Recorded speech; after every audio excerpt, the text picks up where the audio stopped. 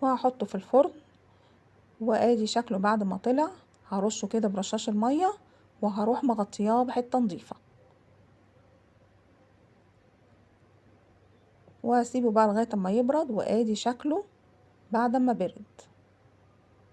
بعد كده ممكن تحطيه في اكياس وتحطيه في الفريزر وقت ما تحبي تستخدميه او تستخدميه في وقتها.